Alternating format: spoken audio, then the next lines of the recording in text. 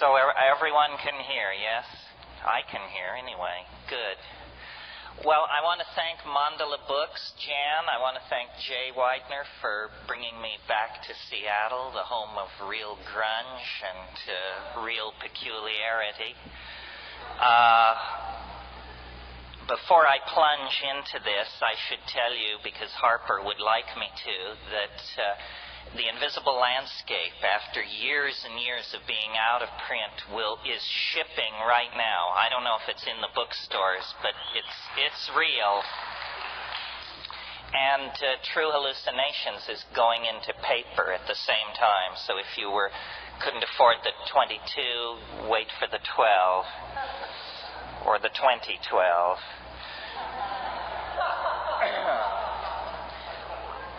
What I wanted to talk about tonight, simply because it's the thing that is moving me to the edge of my chair at the moment, is I called the talk Eros and the Escaton. And what I could have called it is Eros and the Escaton, What Science Forgot. Because somebody asked me recently, is there any permission to hope?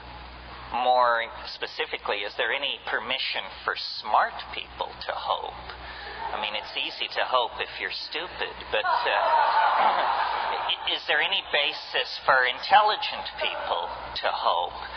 And I wanted to deal with that because I think so. I mean, it was to me a shocking question, because I live in an aura of hope, because I live in a twilit world of my own self-generated, cannabinated fantasy. And I forget that not everyone is so fortunate, and that there's a lot of despair and uncertainty out there. So I wanted to talk about this. I'll talk for a while, and then we'll break and have an intermission. I'll sign books if anybody needs a book signed, and then we'll come back and do Q&A on this till we're sick of it, basically.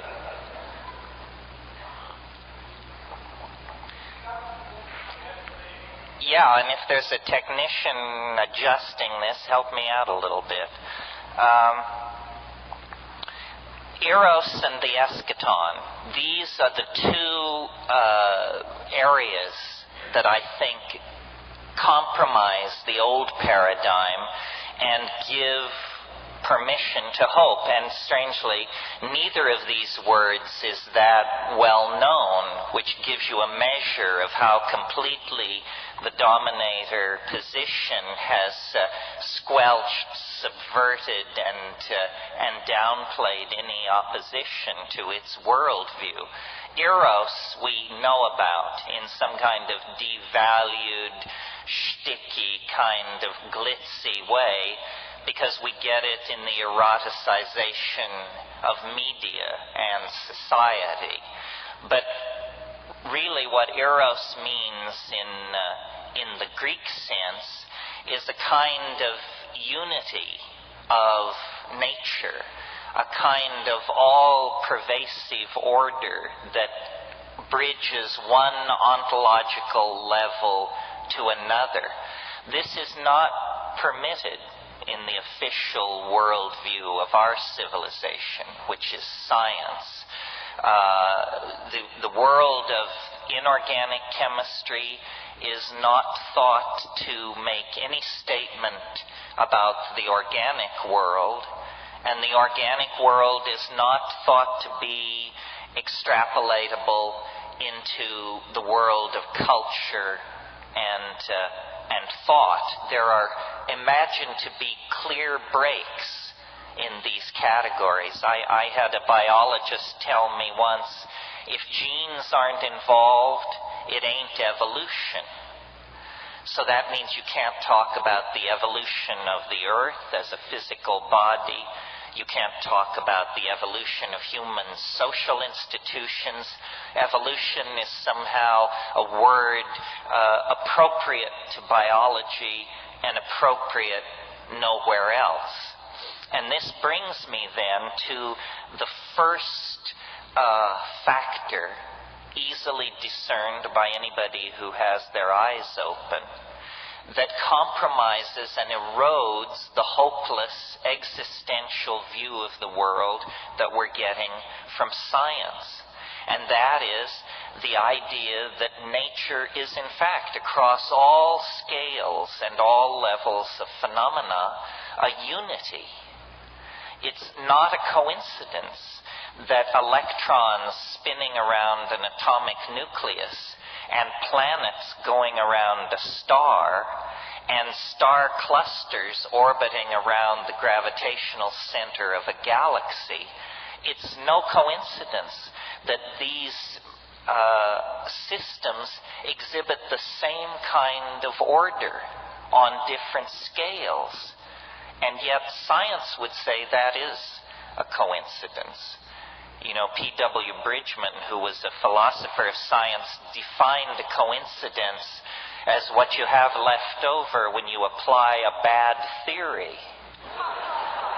It means that, you've overlooked something, and what jumps out at you as a coincidence is actually a set of relationships whose casuistry whose relationships to each other are simply hidden from you. And what I've observed, and I think it is fair to give credit to the psychedelic experience for this, what I've observed is that nature builds on previously established levels of complexity. This is a great general natural law that your own senses will confirm for you, but that has never been allowed into the canon of science. And what I mean by that nature builds on complexity is the following. When the universe was born in the dubious and controversial circumstance called the Big Bang, it was at first simply a pure plasma of electrons. It was the simplest that it could possibly be. There were no atoms, there were no molecules, there were no highly organized systems of any kind. There was simply a pure plasma of expanding energy. And as the universe cooled, simply cooled, new kinds of phenomena, we say, emerged out of the situation. As the universe cooled, atomic nuclei could form, and electrons could settle into stable orbits. As the universe further cooled, the chemical bond became a possibility. Still later, the hydrogen bond, which is a weaker bond, which is the basis of biology. So, as the universe aged, it complexified. This is so obvious that it's never really been challenged, but on the other hand, it's never been embraced as a general and dependable principle either. Follow it through with me. Out of atomic systems come chemical systems. Out of chemical systems comes the covalent hydrogen bond, the carbon bond, complex chemistry that is prebiotic or organic. Out of that chemistry come the macrophysical systems that we call membranes, gels, charge transfer complexes, this sort of thing. These systems are the chemical preconditions for life, simple life, the life of the prokaryotes, the life of naked, unnucleated DNA that characterized primitive life on the planet. Out of that life come eukaryotes, nucleated cells, and then complex colonies of cells, and then cell specialization, leading to higher animals, leading to social animals, leading to complex social systems, leading to technologies, leading to globe-girdling, electronically based, information transfer-oriented cultures like ourselves. Someone said, what's so progressive about media? It's the spreading of darkness at the speed of light. It can be. It can be. Well, so this is very interesting, that apparently the way the universe works is upon a platform of previously achieved complexity, chemical, electrical, social, biological, whatever, new forms of complexity can be built that cross these ontological boundaries. In other words, what I mean by that is that biology is based on complex chemistry, but it is more than complex chemistry. Social systems are based on the organization that is animal life, and yet it is more than animal life. So this is a general law of the universe overlooked by science, that out of complexity emerges greater complexity. We could almost say that the universe, nature, is a novelty-conserving or complexity-conserving engine. It makes complexity and it preserves it, and it uses it as the basis for further complexity. Now, there's more to this than simply that. I think we all observationally could agree with what has been said so far. The added wrinkle, or an added wrinkle, is that each advancement into complexity, into novelty, proceeds more quickly than the stage that preceded it. This is very profound, because if accepted as a serious first principle, it ends the marginalization of our own species to the level of spectator status in a universe that knows nothing of us and cares nothing for us. This is the most advanced position that modern science will allow us. Spectators to a drama we didn't write, shouldn't expect to understand, and cannot influence. But I say, if in fact novelty is the name of the game, if in fact the conservation and complexification of novelty is what the universe is striving for, then suddenly our own human enterprise, previously marginalized, takes on an immense new importance. We are apparently players in the cosmic drama, and in this particular act of the cosmic drama, we hold a very central role. We are at the pinnacle of the expression of complexification in the animal world, and somehow this complexity, which is concentrated in us, has flowed over out of the domain of animal organization and into this mysterious domain which we call culture, language, consciousness, higher values. Each stage of advancement into complexity occurs more quickly than the stage which preceded it. After the initial Big Bang, there was a period of billions of years when the universe cooled, stars condensed, planetary systems formed, and then the quickening process crossed an invisible Rubicon into the domain of animal and biological organization. Well, you see, since the rise of Western monotheism, the human experience has been marginalized.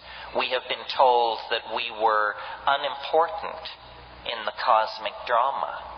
But we now know from the feedback that we're getting from the impact of human culture on the earth that we are a major factor shaping the temperatures of the oceans, the composition of the atmosphere, the general speed and complexity of speciation on the planet, so forth and so on. A single species, ourselves, has broken from the ordinary constraints of animal nature and created a new world, an epigenetic world, meaning a world not based on gene transfer and chemical propagation and preservation of information, but a world based on ideas, on symbols, on technologies, on tools, on ideas downloaded out of the human imagination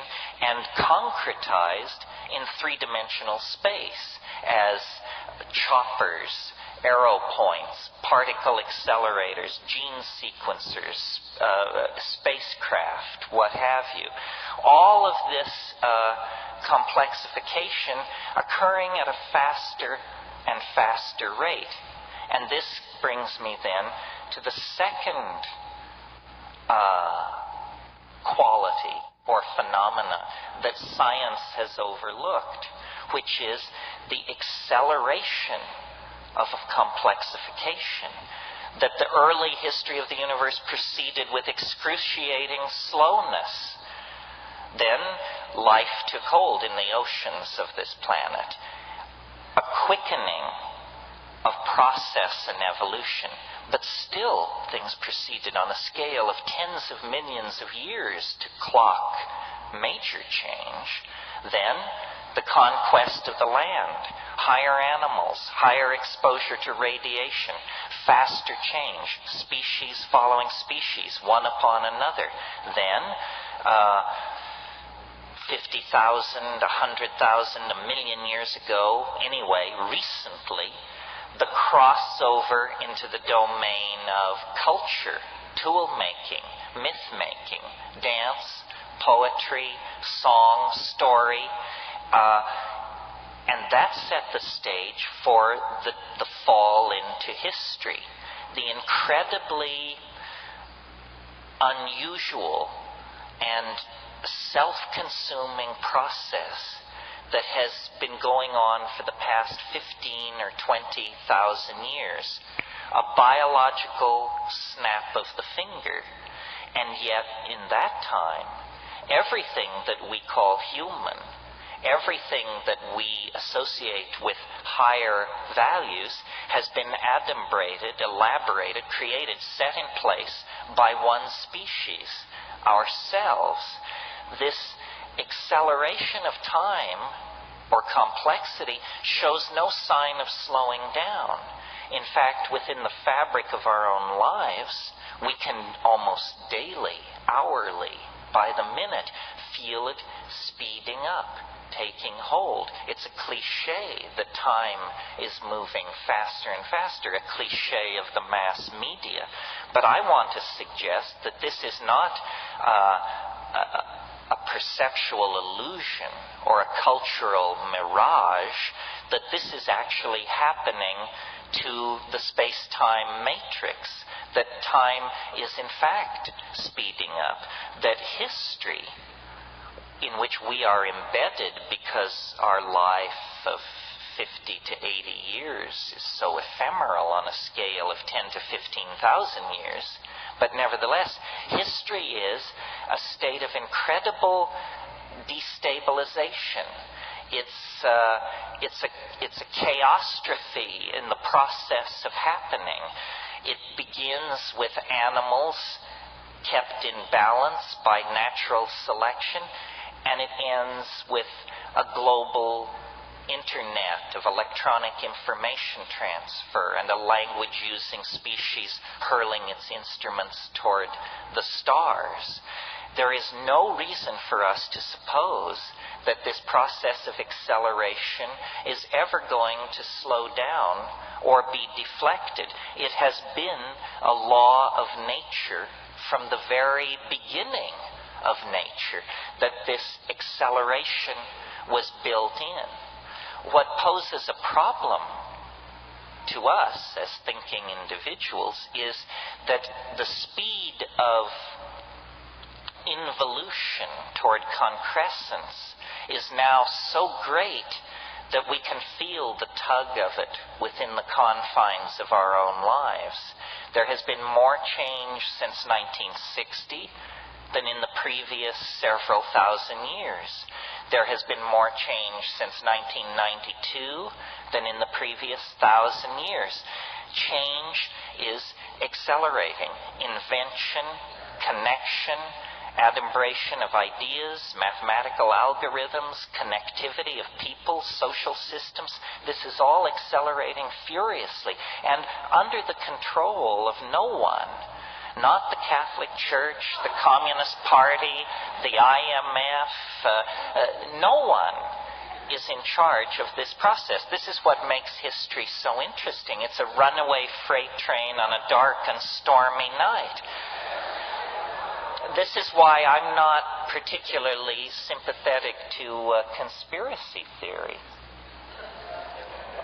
Because I can't make the leap to faith that would cause you to believe anyone could get hold of the beast enough to control it. I mean, conspiracies, of course, we have conspiracies up the kazoo, but none of them are succeeding. They're all being swept away, compromised, astonished by new information, and endlessly agonized. So, two factors relating to Eros. The movement into complexity and the fact that that movement goes ever faster. And the second quality, the acceleration of the movement into novelty, leads me to the third point, which is, I suppose, more controversial. And I am frankly willing to admit that my sensitivity to this third point is based on my psychedelic experience. I mean, science is the exploration of the experience of nature without psychedelics. And I propose, therefore, to expand that enterprise and say we need a science beyond science. We need a science which plays with a full deck.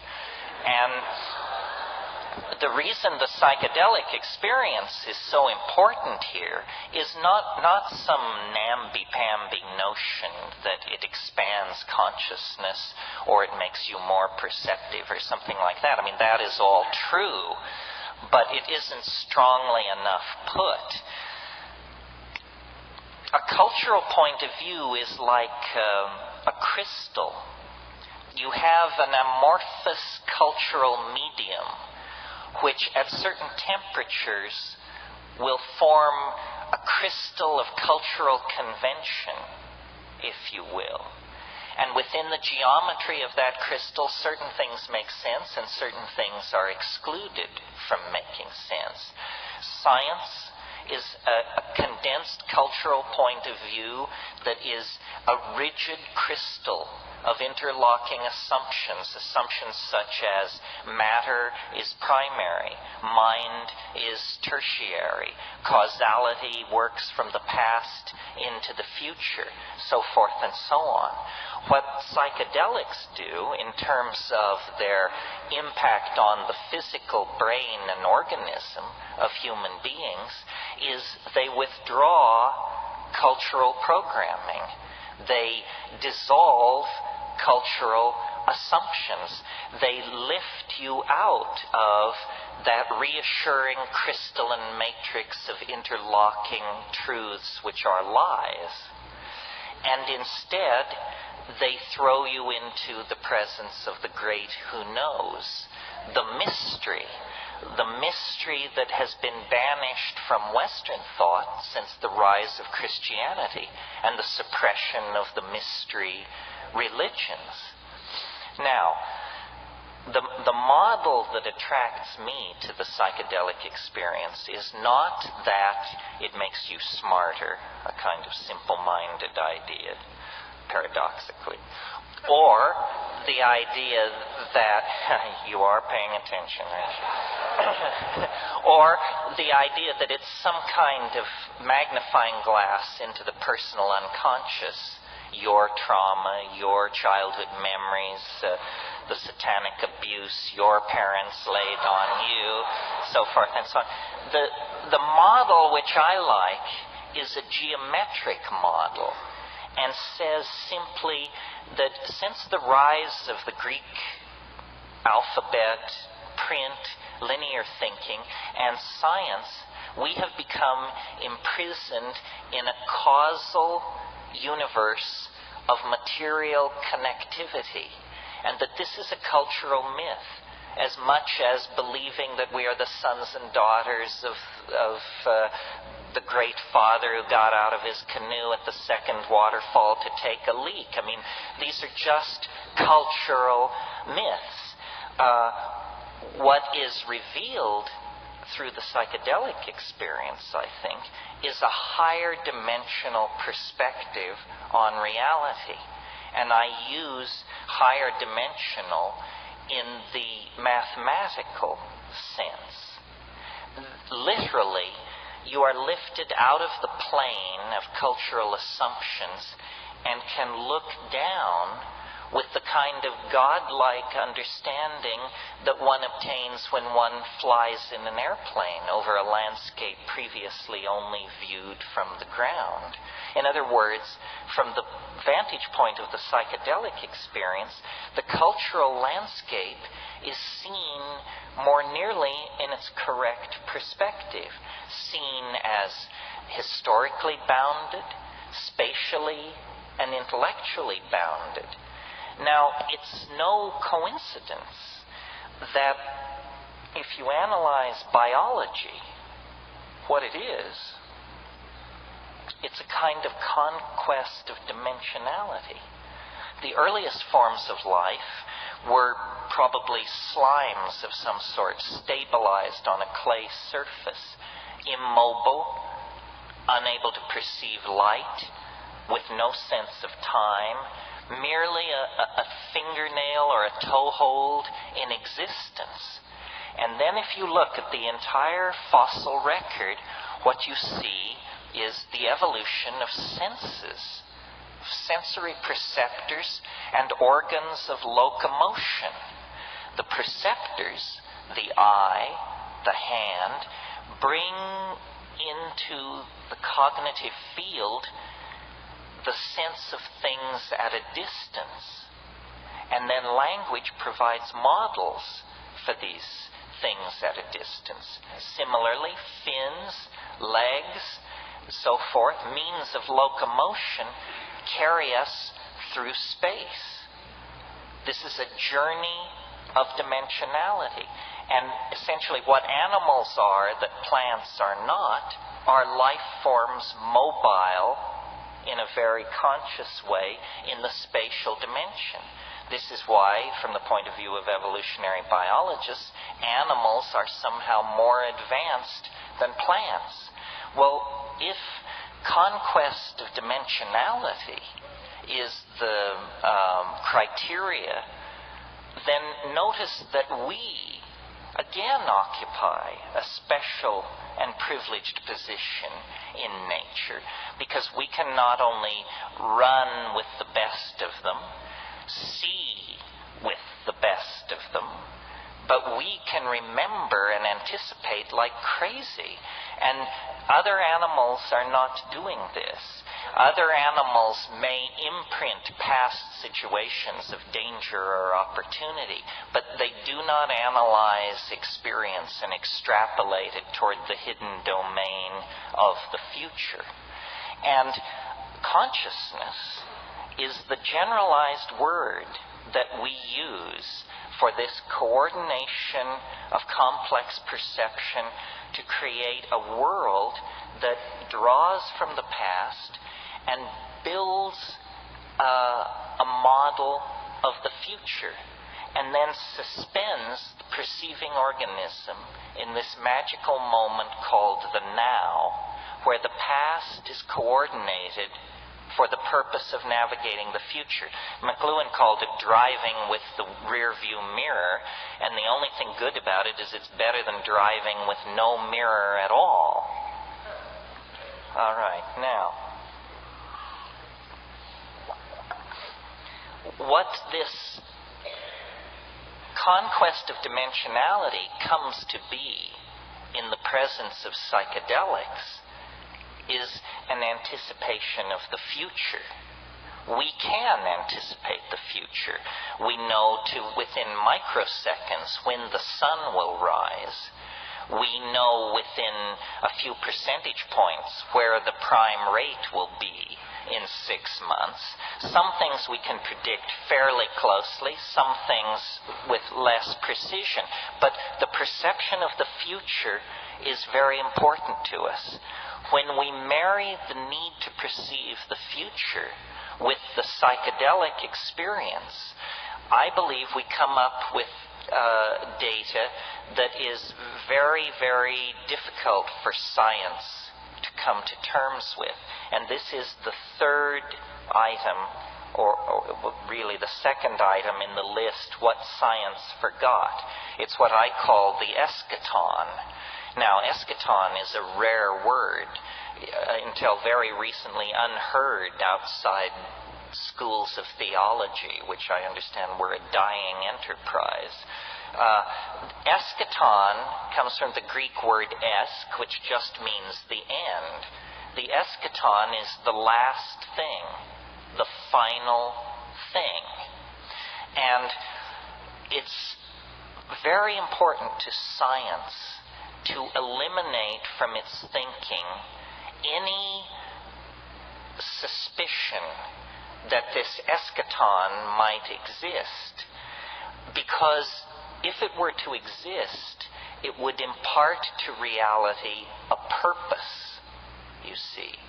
If the eschaton exists, then it's like a goal or an attraction point or an energy sink toward which historical process is being moved.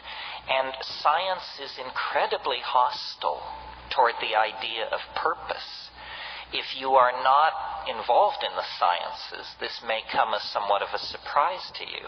If you are a workbench scientist or a theoretician, you know that this is what's called the problem of teleology.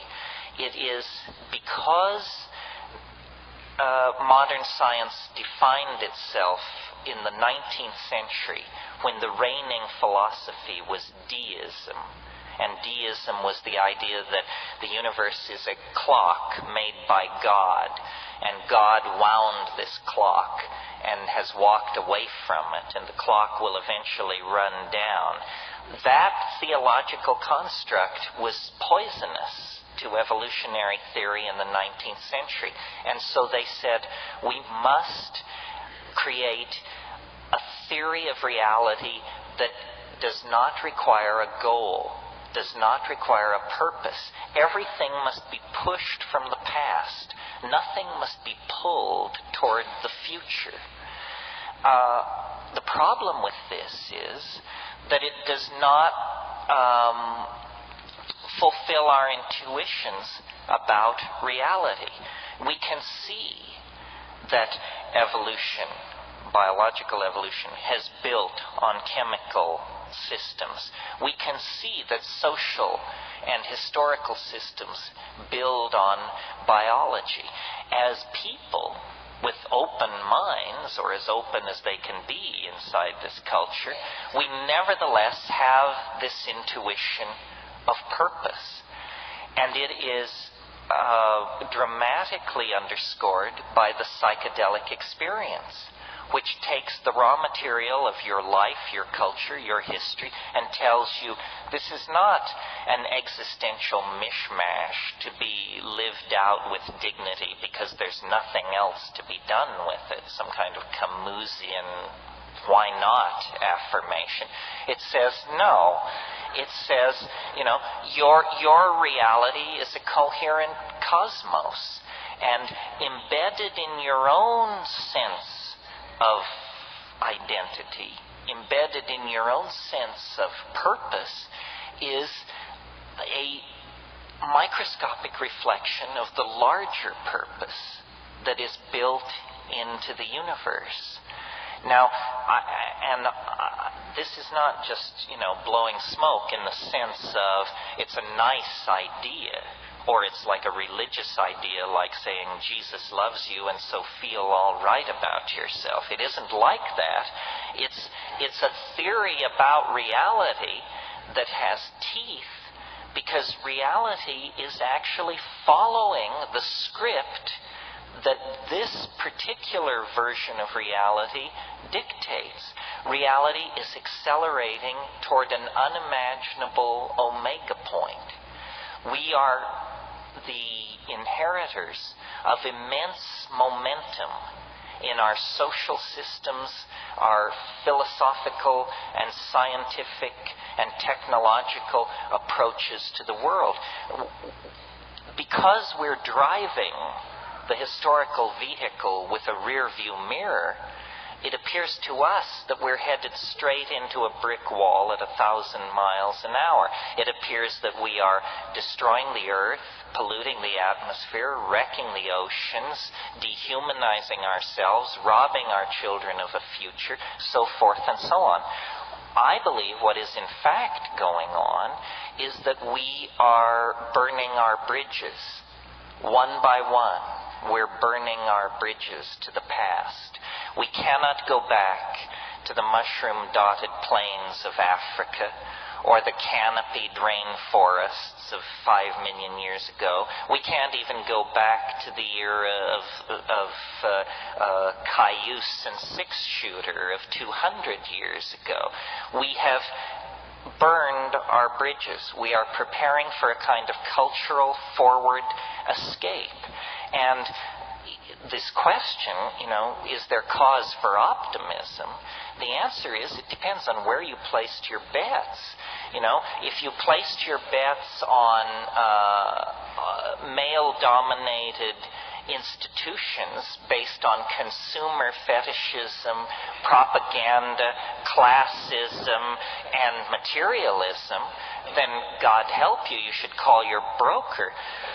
If, on the other hand, you've recognized that a lifeboat strategy is involved here, that what is really important is empowering personal experience, backing off from consumer object fetishism, freeing the mind, empowering the imagination, then in that case, I think you can feel pretty good about what is going on.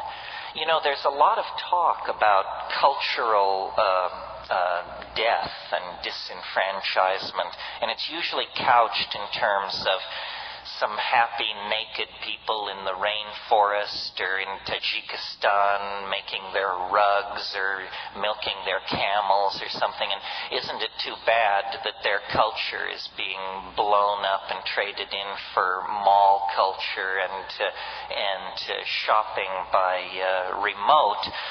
But in fact, all culture is being destroyed. All culture is being sold down the river by the sorts of people who want to turn the entire planet into an international airport arrival concourse. And that's not the victory of somebody's culture over somebody else's culture. Nobody ever had a culture like that. That's just the victory of schlockmeisterism and crapola over good taste and good sense. Well,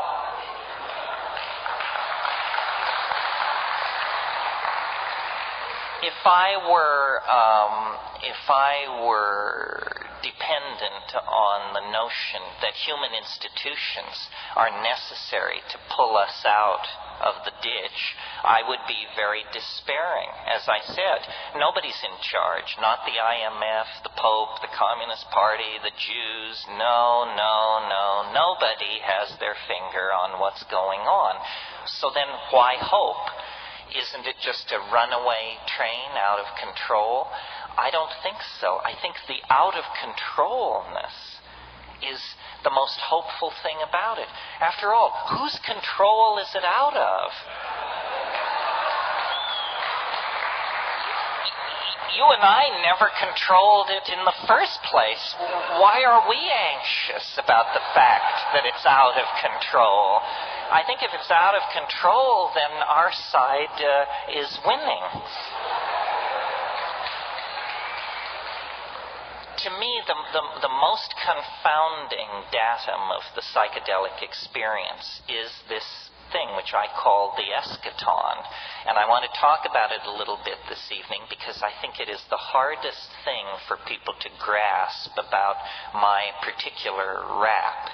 And, sometimes I've talked to many of you about psychedelic plants, shamanism, techniques, chemistry, approaches, so forth and so on.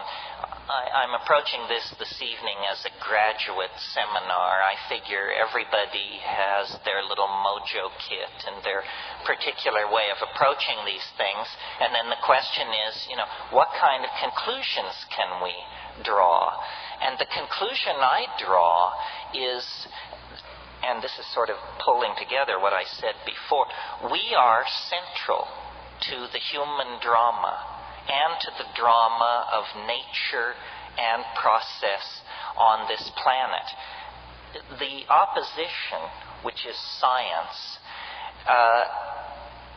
first let me say this. Every model of the universe has a hard swallow. What I mean by a hard swallow is a place where the argument cannot hide the fact that there's something slightly fishy about it. The hard swallow built into science is this business about the Big Bang. Now let's give this a little attention here. This is the notion that the universe, for no reason, sprang from nothing in a single instant. Well, now before we dissect this notice that this is the limit test for credulity. Whether you believe this or not, notice that it is not possible to conceive of something more unlikely or less likely to be believed. I defy anyone. It's just the limit case for unlikelihood that the universe would spring from nothing in a single instant for no reason. If you believe that, my family has a bridge across the Hudson River that will give you a lease option for $5. It makes no sense. It is, in fact, no different than saying, and God said, let there be light. And what the philosophers of science are saying is, give us one free miracle, and we will roll from that point forward, from the birth of time to the crack of doom. Just one free miracle. And then it will all unravel according to natural law and these bizarre equations which nobody can understand but which are so holy in this enterprise. Well, I say then, if science gets one free miracle, then everybody gets one free miracle. And I perceive that it is true when you build these large-scale cosmogonic theories that you have to have a kind of an umbilical cord or a point to start from that is different from all other points in the system. So if we have to have a singularity in our modeling of what reality is, let's make it as modest and as unlikely a singularity as possible. The singularity that arises for no reason in absolutely empty space instantly is the least likely of all singularities. Doesn't it seem more likely, if we have to have a singularity, that it occurs in a domain with a rich history, with many causal streams feeding into the situation that nurtures the complexity? In other words, to put it simply, if you have to have a singularity, doesn't it make more sense to put it at the end of a cosmogonic process than at the beginning? And I think this is the great breakthrough of psychedelics and shamanism, that science got it absolutely wrong. The universe didn't begin in a singularity. Who knows how the universe began, or would even presume to judge? But the universe ends in a singularity. It has been growing more singular, more complex, more unique, more novel every passing moment since it burst into existence. And if that's true, then we represent a kind of concrescence of universal intent. We're not mere spectators, or a cosmic accident, or some sideshow, or the Greek chorus to the main event. The human experience is the main event. The coordination of perception, of hope, of dream, of vision that occurs inside the human heart-mind-body interface is the most complex phenomenon in the universe. Now, even the physicalists will agree that the human neocortex represents the most densely ramified matter known to exist in the biological world. And you don't have to be a rocket scientist to see that human society, human history, human art, human literature represent things for which there is no analog in the world of wasps, groundhogs, killer whales, and so forth and so on. In our species, complexity has turned inward upon itself, and in our species, time has accelerated. Time has left the gentle ebb and flow of gene transfer and adaptation that characterizes biological evolution, and instead historical time is generated.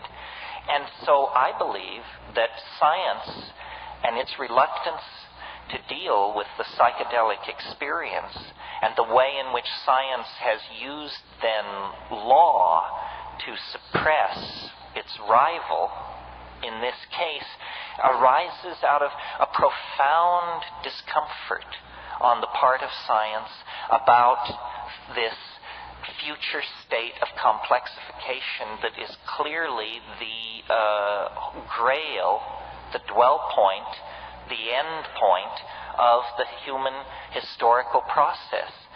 No one of us, I think, can imagine that history could go on for another 1,000 years. I mean, what would it look like?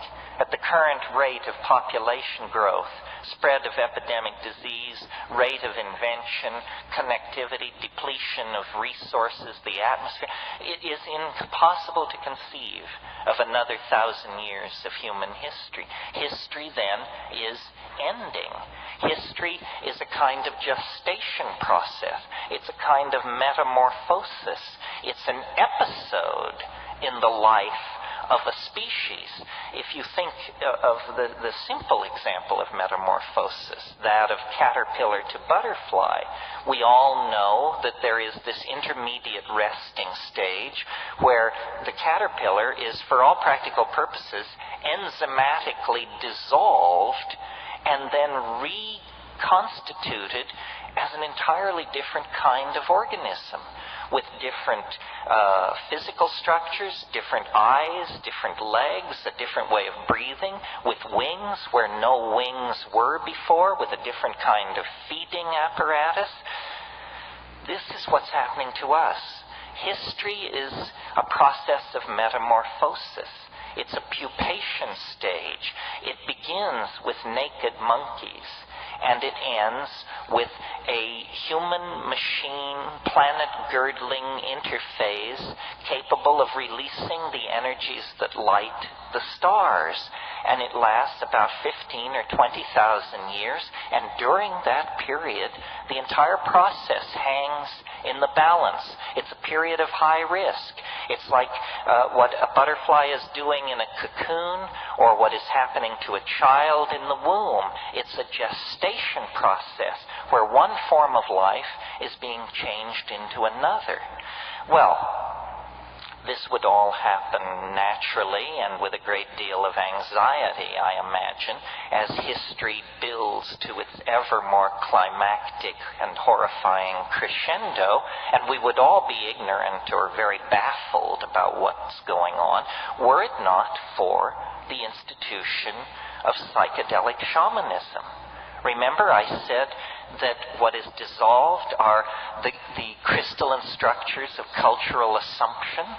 Well, one of the strongest symmetries in our cultural crystal is the symmetry that gathers around the concept of past and future.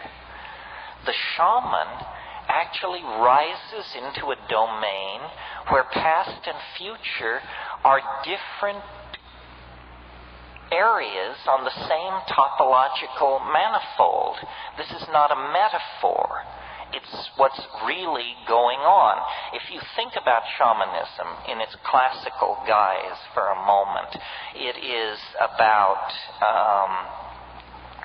predicting weather, predicting game movement, and curing disease. If you had a prescient or extraordinary understanding of the future, each one of us would be able to do these things. Predicting the weather, you just look into next week and there it is. Predicting the movement of games, same deal. Curing the sick actually involves very judicious choice of your patients with a pre-knowledge of who will get well and who will not get well. So it's as though the members of the culture are imprisoned in linear time and the shaman is not. And why not? Because the shaman has perturbed the brain states sanctioned by the culture, sanctioned by its educational processes, its habits, its attitudes. And into that vacuum created by the perturbation of these cultural values rushes the raw, unanalyzed datum of reality. This is what Aldous Huxley called removing the reducing valve of consciousness. And suddenly, culture is seen to be a relative phenomena. The stockbroker, no different from the rainforest shaman, each somewhat similar to the Trobriand islander or the Eskimo. Culture is simply clothing upon the human experience, but the human organism, outside the confines of culture, in a direct relationship to nature, transcends time and space. This was a fact, I believe, that was known in prehistory and, in fact, was the source of Paleolithic values, which were not material, not linear, not surplus-oriented, not class-oriented, not power-oriented, but rather oriented toward a kind of egalitarian partnership in an environment of great material simplicity. And human beings lived like that for probably 500,000 years, with poetry, with dance, with mathematics, with magic, with story, with humor, but not with the paralyzing and toxic artifacts of the late evolving, machine-worshipping, monotheistic, linear, phonetic, alphabet, tight-ass, straight culture that we are a part of. So now, at a kind of moment of great cultural challenge and dynamic for Western civilization, which has for 1,000 years called all the shots and shoved itself down everybody's throat, whether they liked it or not. In the last 100 years, through the science of anthropology and ethnography and ethnomedicine and botany, the news has arrived that these quote-unquote primitive people are in fact master technicians of journeying into a world of the neurological imagination, a world we didn't even know exists, a world that is as distant to us as the world at the heart of the atom is from the rainforest fisherman. And because our own cultural values seem a little shoddy at this moment, those on the fringes of Western civilization have begun to seek alternatives, begun to look at alternative religions, yoga, tantra, Buddhism, Zen, whatever, alternative approaches to diet, vegetarianism, macrobiotics, so forth and so on, and alternative approaches to authentic experience, which means psychedelics. In the early stage of psychedelic involvement, everyone was sort of flying under the banner of hands-on Freudianism or hands-on Jungianism. You know, we're going to see those archetypes. We're going to confront those sexual repressions. We're going to journey into those traumatic childhood memories. Now, it's understood, I think, that those metaphors were fairly inadequate, and that actually we stand on the brink of an unexplored landscape of planetary size. The world of the High Paleolithic, which is a Gaian world, a world of feeling, not analytical intellectual constructs, but a world of empowered feeling, empathy, and intuitive understanding, an understanding that doesn't arise in a context of Greek logic, but in a context of animal knowing, in the authentic mode of the body. So, just to bring it all around here, the great exhibit which we must always keep in front of ourselves and our critics is the mystery of the human mind and body. No one knows how it is that I can command my hand to make a fist and that it will do that. I mean, that's mind over matter. That's the violation of every scientific principle in the books. And yet it is the most trivial experience any of us have. We expect to command our body. We expect the mental will to order the monkey flesh into action, and it will follow. The body is the nexus of the mystery of life. And our culture takes us out of the body and sells our loyalty into political systems, into religions, into inanimate objects and machines, collections, so forth and so on. The felt experience of the body is what the psychedelics are handing back to us. That's why it's called escape, because it's escape from HBO, from walking the mall, from seeing what's on the tube, from consuming trash media. It's escape from all of that into the authenticity of the body. This is why sexuality is so edgy in this society.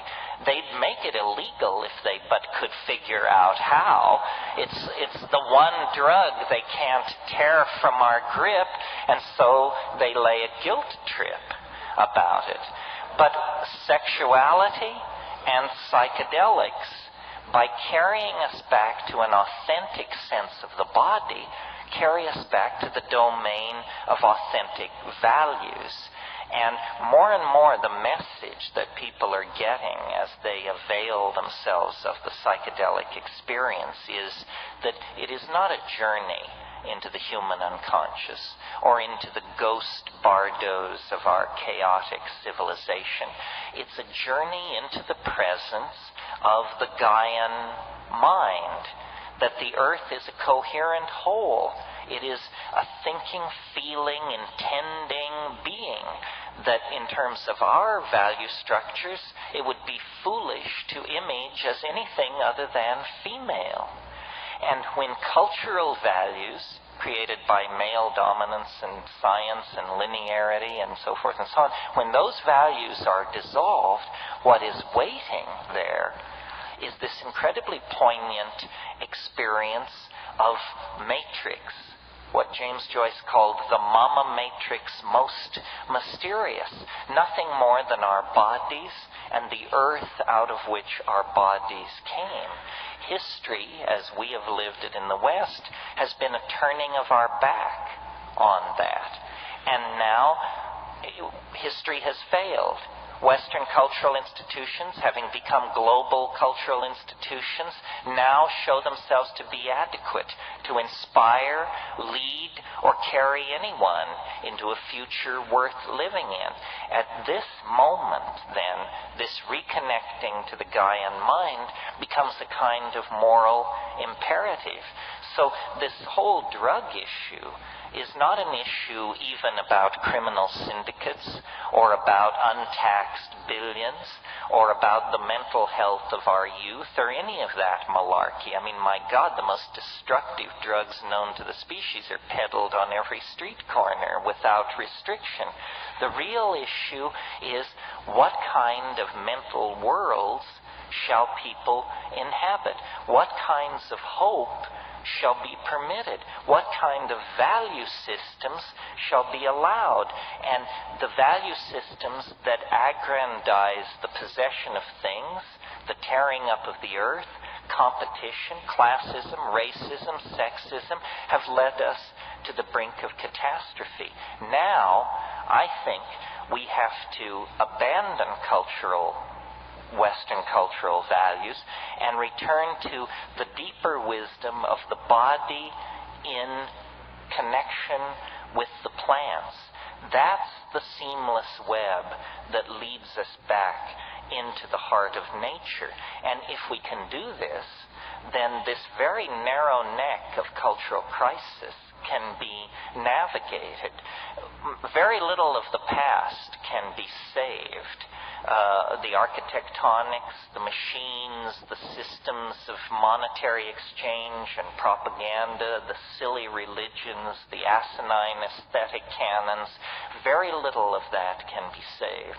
But what can be saved is the sense of love and caring and mutuality that we all put into and take from the human enterprise. You know, there's a Grateful Dead song that says, you can't go back and you can't stand still.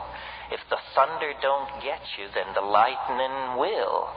And we now hold, through the possession of these psychedelics, catalysts for the human imagination of sufficient power that if we use them, we can deconstruct the lethal vehicle that is carrying us toward the brink of apocalypse.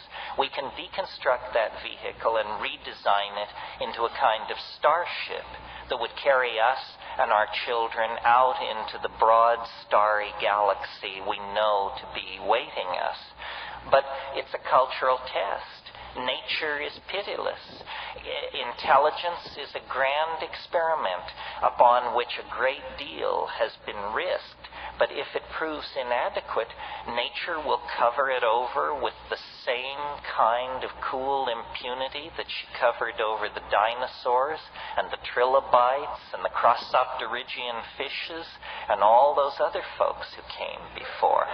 So what we must do, I think, is see our future in the imagination, catalyze the imagination, form symbiotic relationships with the plants, affirm archaic values, and spread the good news that what is out of control, what is in fact dying, is a world that had become too top-heavy with its own hubris, too bent by its own false value systems, and too dehumanized to care about what happened to its own children. So I say, good riddance to it. Bring on the archaic revival, and let's create a new world. And that's it. And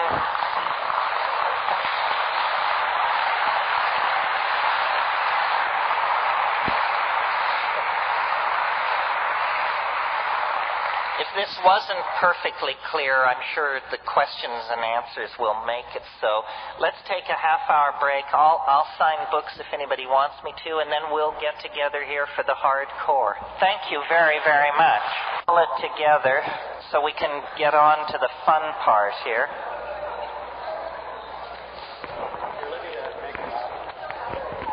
If you want copies of the tape, Todd is out front at that table. You can wander out there during the Q&A. People keep asking about his books. This is the most important one. He said that. Okay. Well, I trust that was all perfectly clear before the break. This is the part I enjoy the most, because I'm not into the white guy at the front of the room with all the answers trip.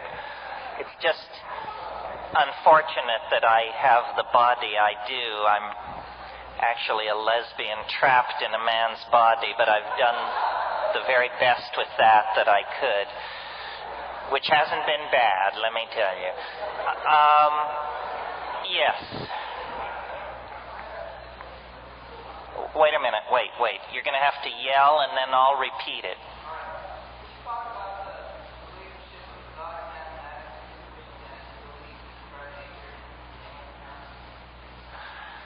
Well, this is a really interesting question. I can talk about it. I'll repeat the question. It's, can I talk about the relationship of advanced mathematics to modeling of consciousness in layman's terms, correct?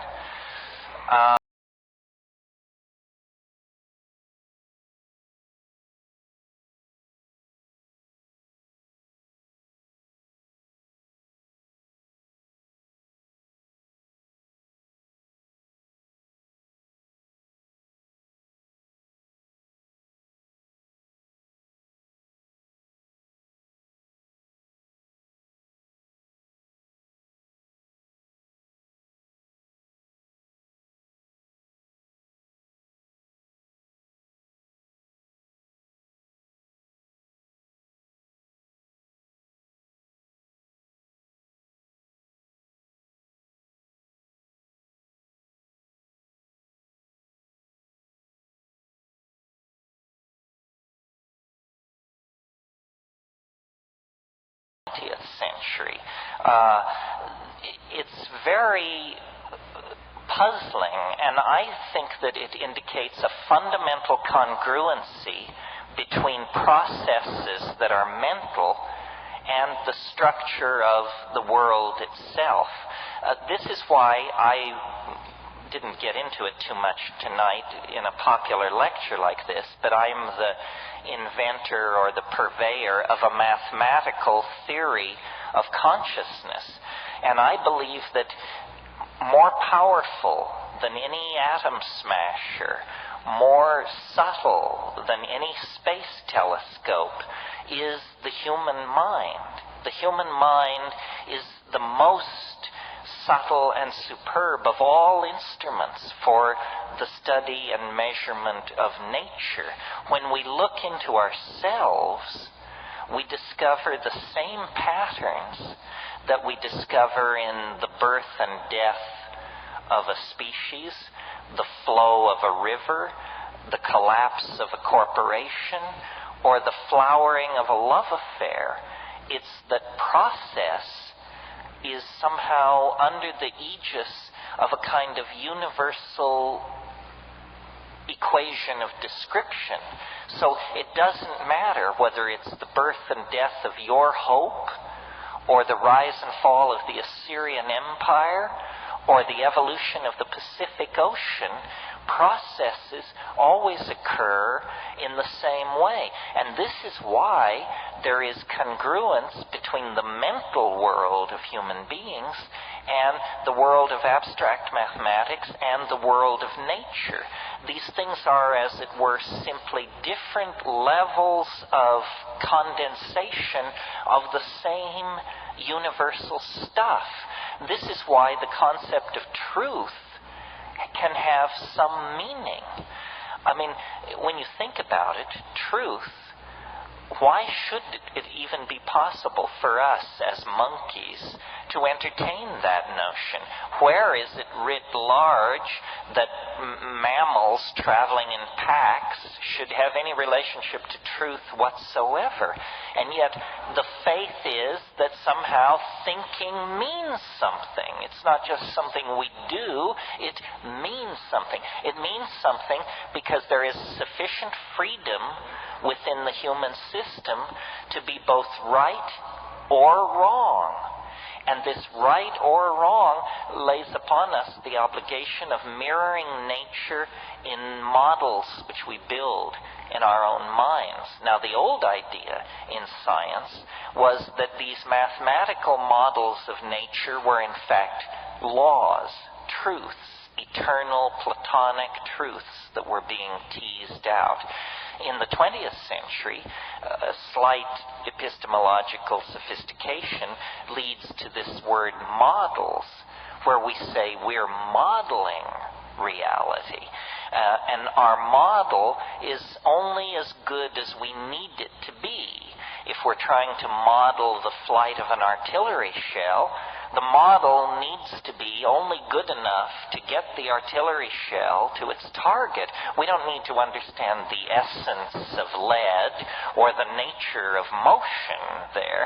We simply need the model to kick out the data that interests us.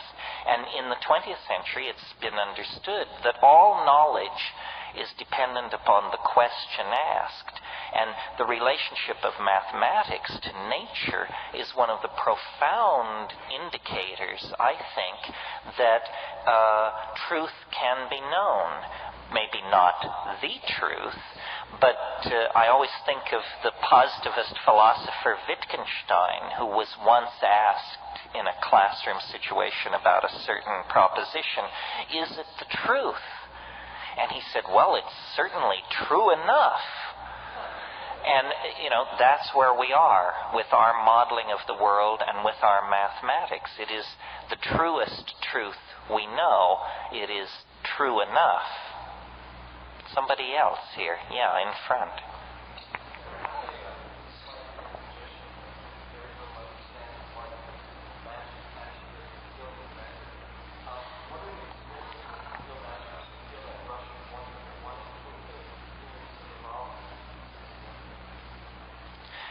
The question is from a stage magician, and the question is, what is the nature of magic, or what is magic, or the wonder that it invokes?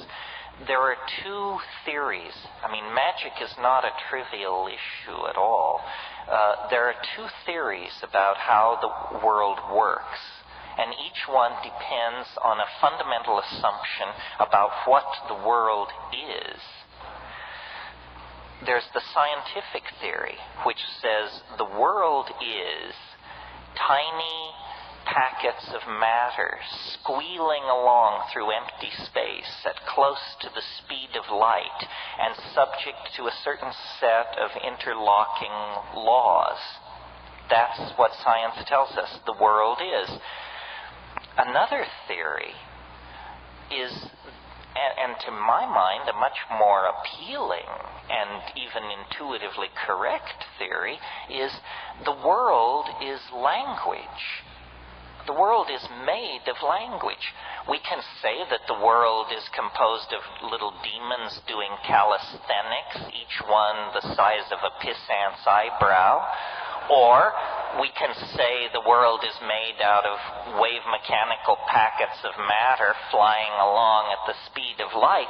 But notice that what we get each time is words. Our model of what the world is made of words, and the world is composed of description. Now, in the era before science, scientists like to say people were more epistemologically naive. What they mean by that is they didn't have a clear understanding of the division between the inside and the outside, between what we imagine and what actually is. But if you live long enough, I think you discover what we imagine and what actually is are very close to the same thing. Now, whenever you say the world is made of language, the positivists object by saying, well, then why isn't it the way we say it is? I didn't say it's the way we say it is. I said it's made of language. And part of the inspiration for my career is the realization that you could get up in front of audiences and say how the world is, and to a small degree, for a limited time, in a limited space, it shimmers and recasts itself and becomes the thing that we say that it is. The mind is somehow a co-creator in the process of reality through acts of language. And language is very, very mysterious. I mean, it is true magic. People run all over the place looking for paranormal abilities. But notice that when I speak, if your internal dictionary matches my internal dictionary, that my thoughts cross through the air as an acoustical pressure wave and are reconstructed inside your cerebral cortex as your thought, your understanding of my words. Telepathy exists. It's just that the carrier wave is small mouth noises. All so-called primitive people know that the world is made of language, that you sing it into existence, that what you say it is what it is, that it is maintained in existence by an act of rational apprehension. And it's only science which has taken this very weird approach and said, no, the world is somehow independent from the act of description. And this is not a situation where we have two separate points of view, both open-hearted and trying their best to work hard for you. Science carried out its analysis of nature to the point where it shot itself in the foot. Science carried out an analysis of nature that went to such depth that it discovered that nature doesn't exist except as an object of description. That there are no little objects winging their way through empty space. There is only a situation describable by multi-leveled fishy formula, and when you drop a mind into that situation, the fishy formula condenses out into a little particle which can be measured. Mind is necessary for the world to undergo the formality of existing. This is what quantum physics teaches. Unfortunately, this news has not reached the other sciences. This is a real failure on the part of science. You see, throughout the 19th century, physics was the paradigmatic science. It was the science everybody envied. It's not unusual in physics for theory and experiment to be congruent to 3 decimal points of accuracy. That just causes scientists to go wild. They love that when theory and measurement fall into congruency like that. And And so everyone wanted to be like physics. Chemistry sought that, sociology, psychology, biology. Meanwhile, physics, pursuing the exploration of matter, broke through to a domain where matter ceased to be definable, ceased to even exist in any ordinary way, seemed to behave in incredibly strange ways. Time flows backward. Energy crosses barriers without ever going through them, by tunneling through them in some way. Modern biology is still afflicted with physics envy.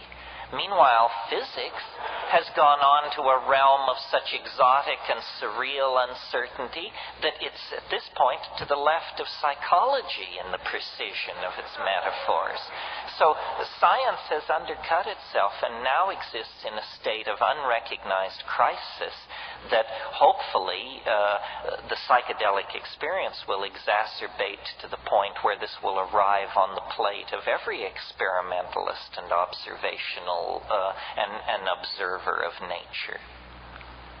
Yeah, here.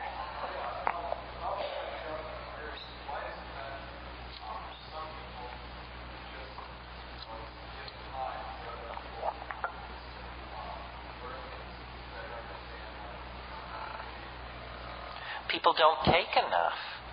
That's all.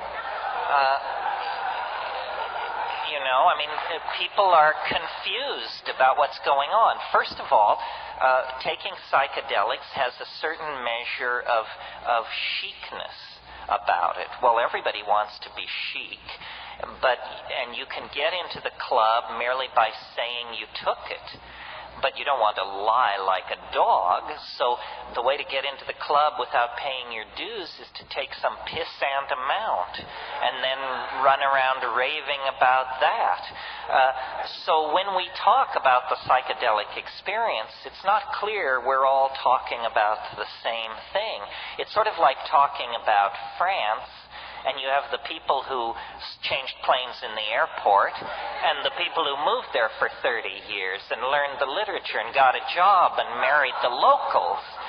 So the way to do psychedelics is, I believe, at higher doses than most people are comfortable with, and rarely, and with great attention to set and setting. The social use of psychedelics in the club scene or at rock and roll concerts and so forth, when I go to those kind of scenes, I just smoke pot. I don't, because I want to be part of what's going on, I want to have a good time, but you would be nuts to take a major psychedelic in that circumstance.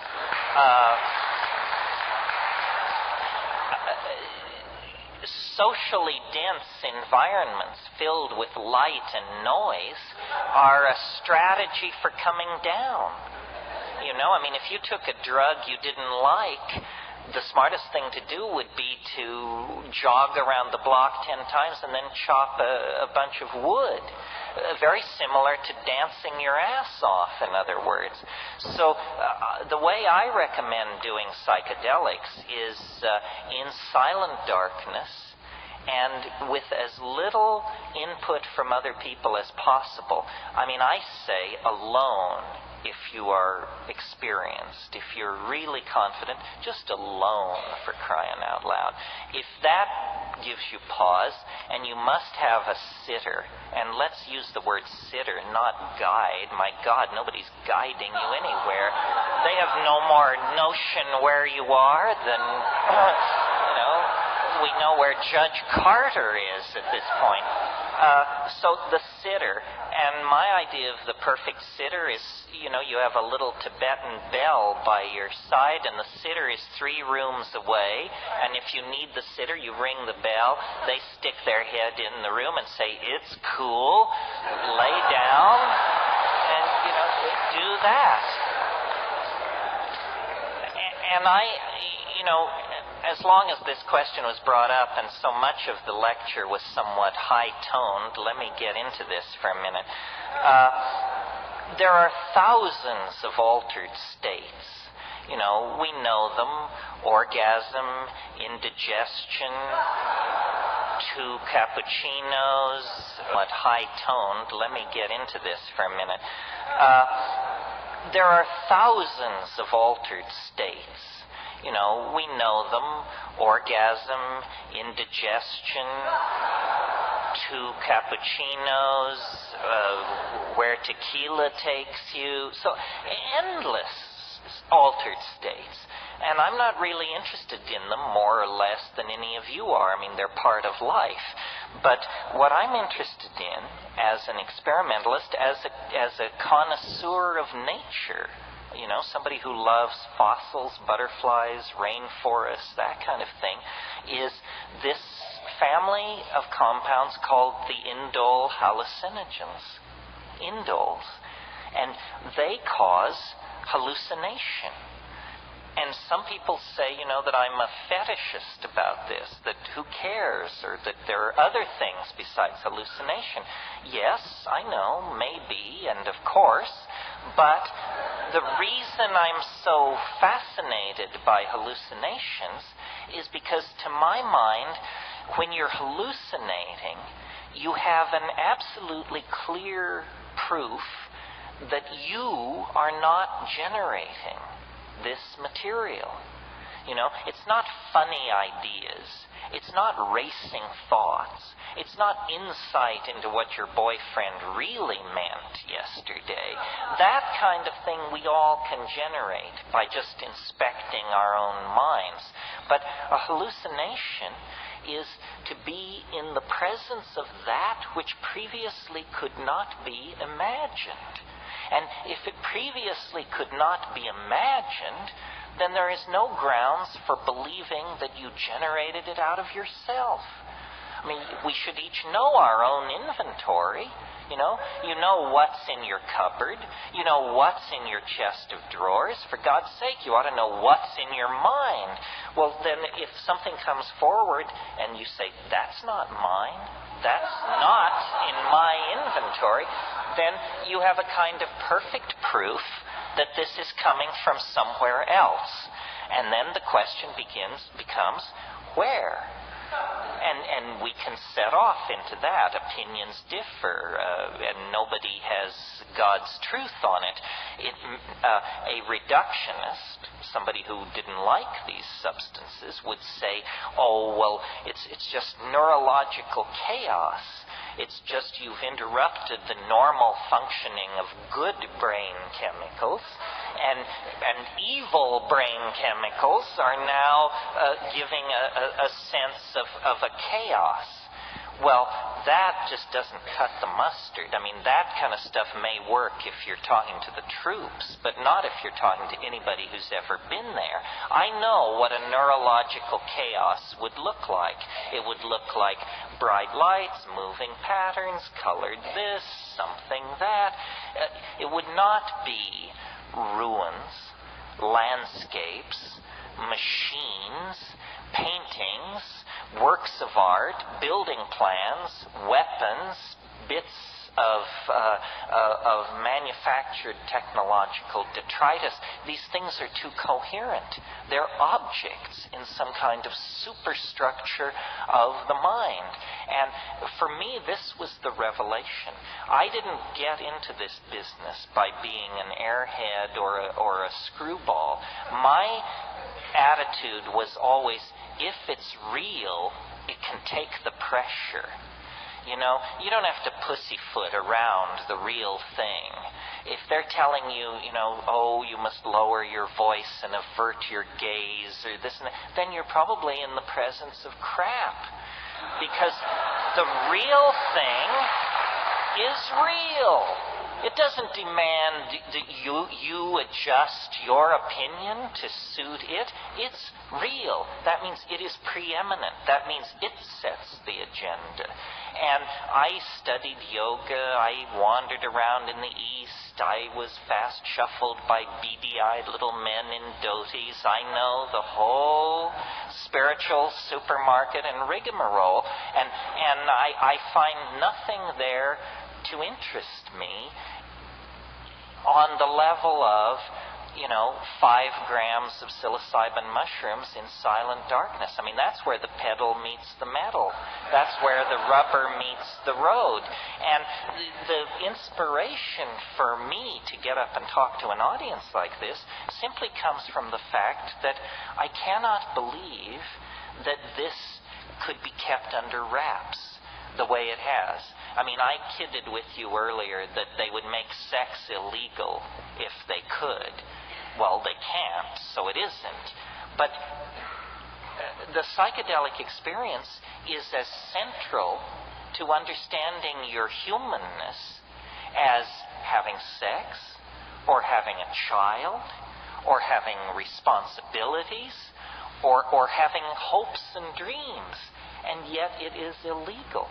We are somehow told we are infantilized.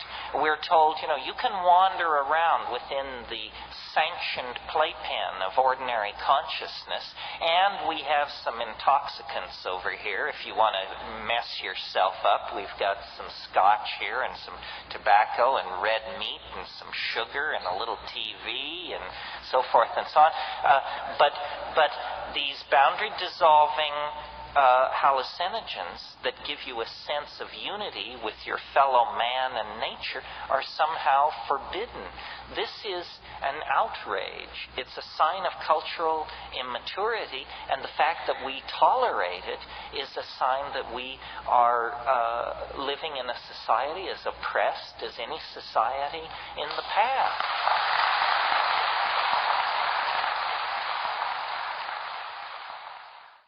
To a short question, but I think it's really important. My thing is not about my opinion or what I saw in Africa or anything like that. This is, get it straight, this is about an experience, not my experience, your experience. It's about an experience which you have, like getting laid or like going to Africa. You must do the experience. Otherwise, it's just whistling past the graveyard. And we're not talking about something like being born again or meeting the flying saucers or something like that, where good works and prayer are the method. No, if you take a sufficient dose of an active compound, it will deliver itself to you on the money. If it doesn't work, take more. Nobody is in a position to dismiss this just because it didn't work for them on 1 or 2 tries. This is an art. It's an art. It's something you coax into existence. I mean, you have to learn to make love. You have to learn to speak English. Anything worth doing is an art that is acquired. This is part of our birthright, perhaps the most important part of our birthright. These substances will deliver. It is the confoundment of psychology and science generally, and that's why it's so touchy for cultural institutions.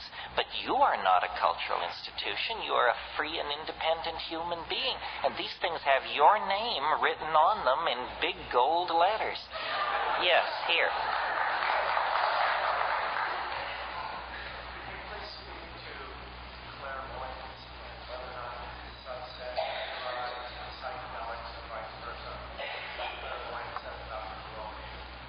Well, clairvoyance, all forms of paranormal activity, I think, are part of a 5% leakage around normal, culturally sanctioned brain function.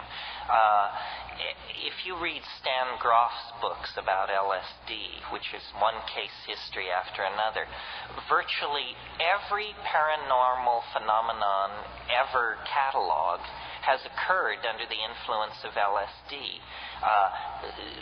Seeing things at a distance, recovering past lives where then you could actually check the data and it happened, knowledge of things going on at a distance. I think that we are caged by our cultural programming and that this is the most powerful imprisoning factor in our lives. That if we could train ourselves simply to remember our dreams, psychedelics would become obsolete. If we could train ourselves simply to pay attention to our ordinary states of consciousness as we live through our days and nights.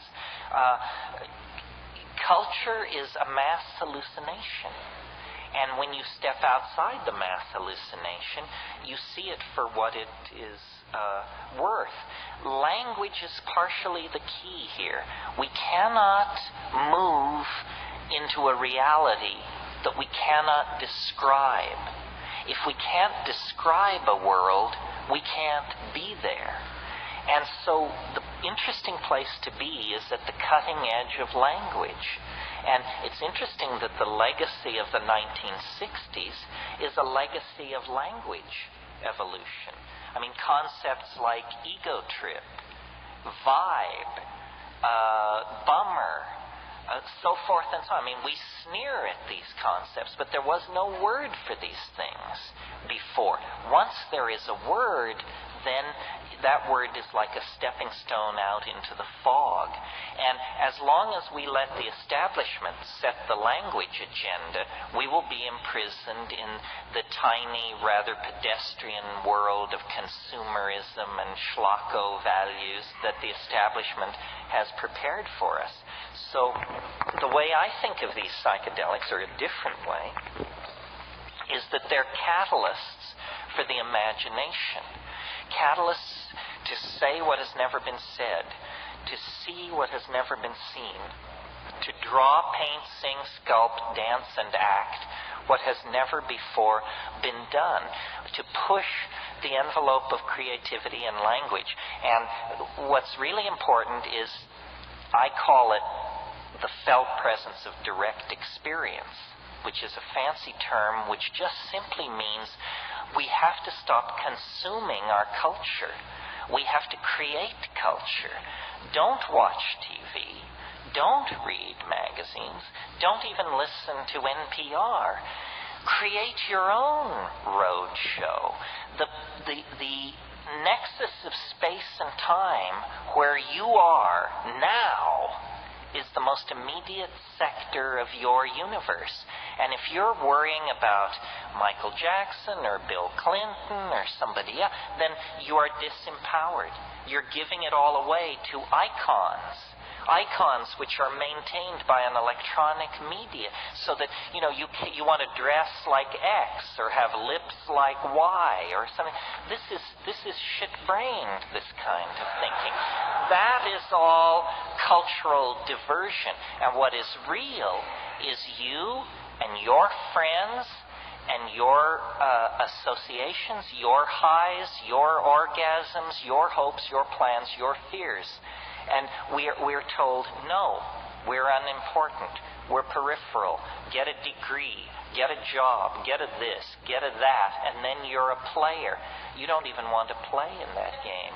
You want to reclaim your mind and get it out of the hands of the cultural engineers who want to turn you into a half-baked moron consuming all this trash that's being manufactured out of the bones of a dying world. Where is that at? Yeah, over here.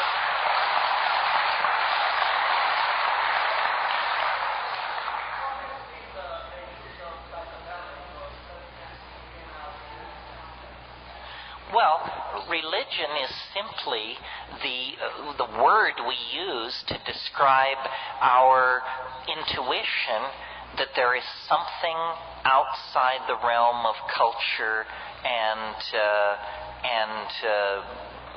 the three-dimensional surfaces of things, that there is a hidden dimension to reality. Call it a plan, a purpose, a loving God, a cosmos instead of a chaos.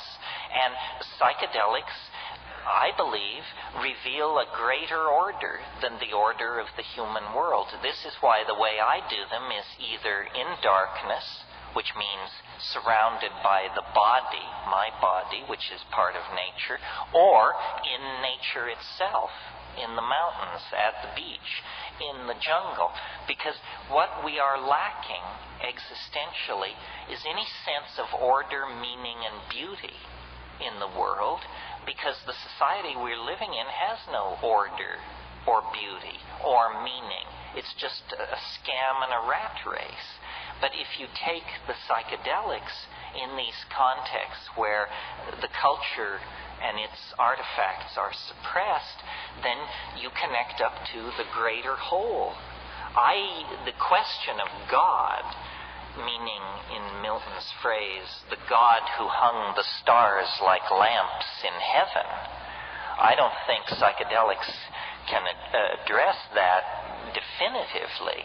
But there is another God, a goddess, the goddess of biology, the goddess of the coherent animal-human world, the world of the oceans, the atmosphere, and the planet. In short, our world, the world we were born into, that we evolved into, and that we came from.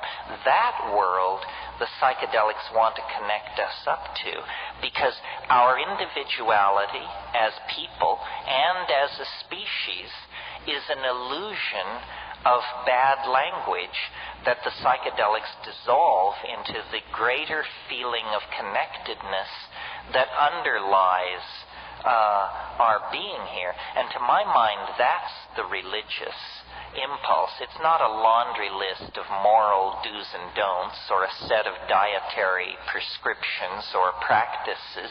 It's a sense of connectedness, responsibility for your fellow human beings and for the earth you're walking around on.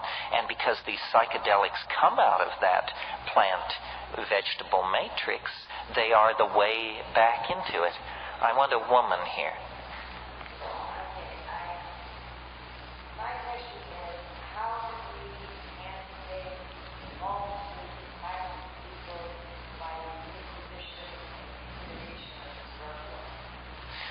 Good question. Well, the answer is, I think, pretty obvious. Yes, how do we emancipate people from the foolishness of the drug war? How do we, as a community, as a point of view, how do we gain legitimacy? This is a really important question. I mean, if you look around yourself tonight, you don't see the uneducated, the unhealthy, the demented, or the deluded. And yet this is the stereotype of our subculture. Instead, what you see are well-dressed, creative people holding down positions in society, the parents of children, the heads of departments, the authors of books, the painters of paintings. You may not have noticed, but in this society, they're not handing out rights. Ask black people. Ask members of any sexual minority. They don't hand out rights in this society. And we, meaning we psychedelic people, by and large, this isn't always true, but by and large, we tend to be white and middle class. A translation of those two terms into gutless would not be inappropriate. We have the most to lose, and so we're not given to hurling ourselves into the breach or building barricades in the street to hurl our bodies against the machine. Nevertheless, if you don't claim your political birthright, it will never be given to you. And black people and gay people and American Indians, Native Americans, all of these people have learned that you don't go on bended knee to petition the official culture for your rights. You have to take them. And people ask me, how can you stand up and say the things you do? Why don't they take you away? They don't take me away because they're more chicken shit than you think. They're more off balance than you think. They're more uncertain of themselves than you think. The legitimacy of this point of view is established in their minds. The reason drugs are illegal and suppressed and blah, blah, is because you can make a shitload of money off them in that context. It's a money issue. issue. Do you think a loving government is trying to keep you from jumping out of third-floor windows, and that's why LSD is illegal? I mean, give me a break. For crying out loud. If this government felt strongly enough about certain issues, all of us between 18 and 26 would be sent off to die for that policy decision. So the government is not interested in your health. The government is artificially interested in inflating the prices of certain substances in order to create a focus for clandestine money that is used then to destabilize unfriendly governments, murder labor union leaders, kill and blackmail the editors of left-wing newspapers, so forth and so on. Drugs are enormous big business, and not psychedelic drugs. Psychedelic drugs, the only one that ever amounted to anything as a financial enterprise was cannabis. And cannabis is many things besides psychedelic. The deep, dramatic psychedelics, which are all Schedule 1, the most repressed schedule, don't produce great amounts of money at all. What they do produce is questioning minds. They cause people to ask questions. They cause people to ask for clarification. They cause people to challenge cultural values because they decondition you. It doesn't matter whether you're a Hasid, a communist apparatchik, a rainforest shaman. If you take psychedelics, you will question your first premises. And that is a business that all governments, right, left, middle, are in the business of repressing. They don't want to have to explain why things are done as they are. But if we don't begin asking for that explanation, they're going to run this planet right into ruin. And we are the generation responsible. You are the generation that is responsible. You can't claim that you grew up in a village in Nigeria and you didn't know. You can't claim that you're the child of poor Bangladeshi parents and you had no opportunity. The responsibility rests upon the educated and the financially capable of doing something about it. And by that measure, you and I are probably in the upper 3% of people on this planet. And if we don't take responsibility, then that responsibility will devolve to others, beady-eyed others with an agenda that would stand your hair on end. Yes, over here. This will be the last question, so make it hit.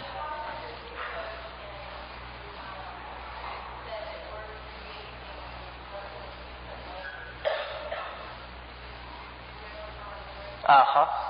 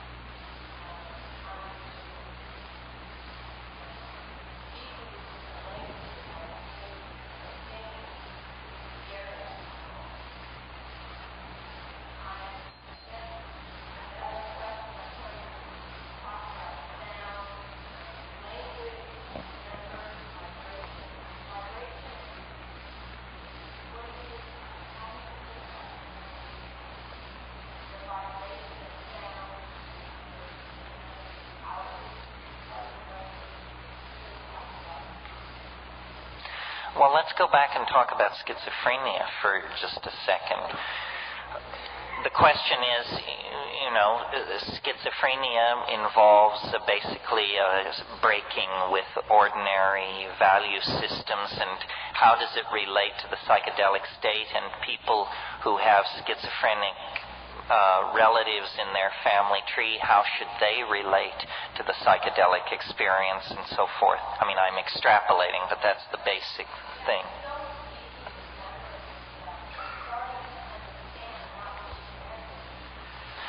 Well, there are different things to be said about this. I mean, first of all, how many psychiatric residents, who are the people who come most in contact with schizophrenics, whatever that means, how many psychiatric residents have ever seen an undrugged schizophrenic?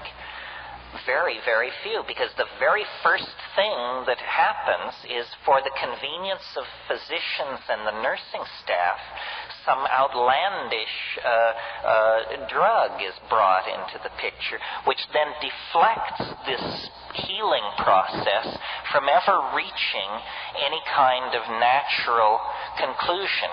Schizophrenia is just a catch-all term for mental forms of mental behavior that we don't understand.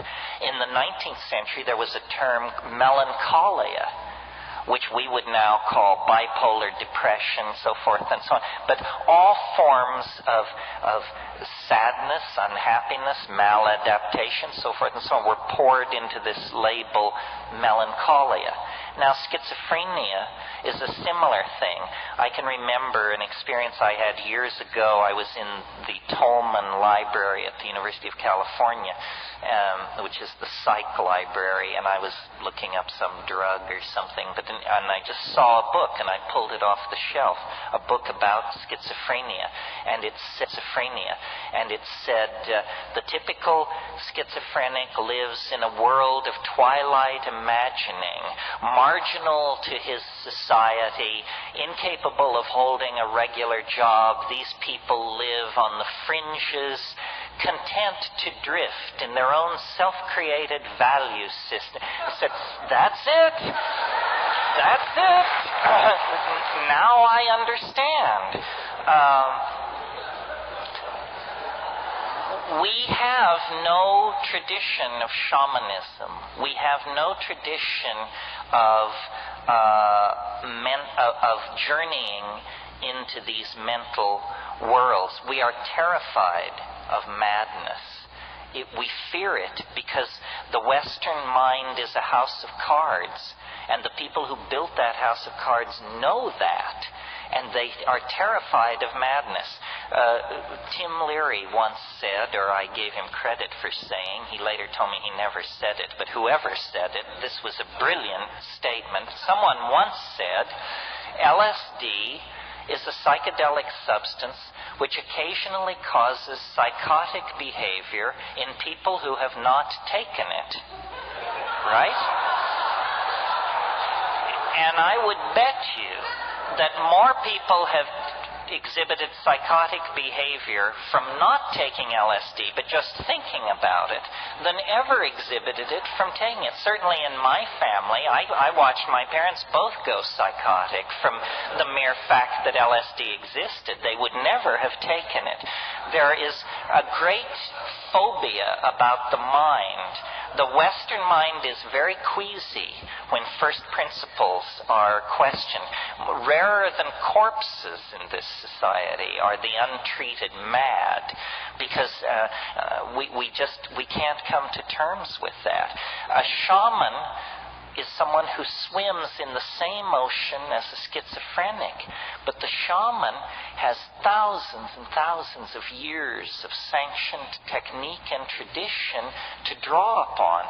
In a traditional society, if you exhibit quote-unquote schizophrenic tendencies, you are immediately drawn out of the pack and put under the care and tutelage of master shamans. You are told, you are special. Your abilities are very central to the health of our society. You will cure. You will prophesy. You will guide our society in its most fundamental decisions. Contrast this with what a person exhibiting schizophrenic activity in our society is told. They're told, you don't fit in. You are becoming a problem. You don't pull your own weight. You are not of equal worth to the rest of us. You are sick. You have to go to the hospital. You have to be locked up. You are on a par with prisoners and lost dogs in our society. So that treatment of schizophrenia makes it incurable. Imagine if you were slightly odd and the solution were to take you and lock you into a place where everyone was seriously mad. That would drive anyone mad. If you've ever been in a madhouse, you know that it's an environment calculated to make you crazy and to keep you crazy. This would never happen in an Aboriginal or traditional society. I wrote a book. This has to be the wrap-up because we're over time. But I wrote a book called The Archaic Revival. I signed it tonight for some of you. The idea there is that we have gone sick by following a path of untrammeled rationalism, male dominance, attention to the visible surface of things, practicality, bottom lineism. We have gone very, very sick. And the body politic, like any body, when it feels itself to be sick, it begins to produce antibodies or strategies for overcoming the condition of dis-ease. And the 20th century is an enormous effort at self-healing. Phenomena as diverse as surrealism, body piercing, psychedelic drug use, sexual permissiveness, jazz, experimental dance, rave culture, tattooing. The list is endless. What do all these things have in common? They represent various styles of rejection of linear values. The society is trying to cure itself by an archaic revival, by a reversion to archaic values. So when I see people manifesting sexual ambiguity or scarifying themselves or showing a lot of flesh or dancing to syncopated music or getting loaded or violating ordinary canons of sexual behavior, I applaud all of this because it's an impulse to return to what is felt by the body, what is authentic, what is archaic. And when you tease apart these archaic impulses, at the very center of all these impulses is the desire to return to a world of magical empowerment of feeling. And at the center of that impulse is the shaman, stoned, intoxicated on plants, speaking with the spirit helpers, dancing in the moonlight, and vivifying and invoking a world of conscious living mystery. That's what the world is. The world is not an unsolved problem for scientists or sociologists. The world is a living mystery. Our birth, our death, our being in the moment, these are mysteries. They are doorways opening on to unimaginable vistas of self-exploration, empowerment, and hope for the human enterprise. And our culture has killed that, taken it away from us, made us consumers of shoddy products and shoddier ideals. We have to get away from that. And the way to get away from it is by a return to the authentic experience of the body. And that means sexually empowering ourselves, and it means getting loaded, exploring the mind as a tool for personal and social transformation. The hour is late. The clock is ticking. We will be judged very harshly if we fumble the ball. We are the inheritors of millions and millions of years of successfully lived lives and successful adaptations to changing conditions in the natural world. Now the challenge passes to us, the living, that the yet to be born may have a place to put their feet and a sky to walk under.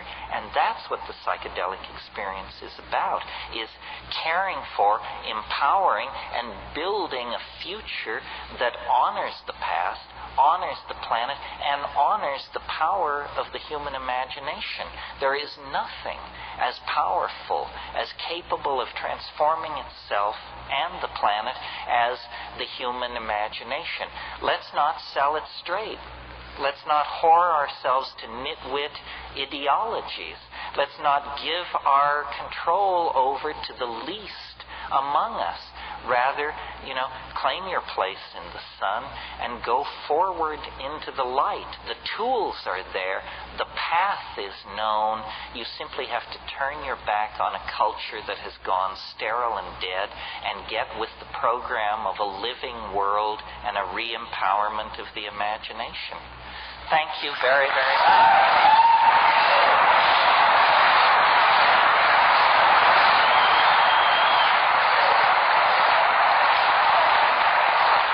Thank you.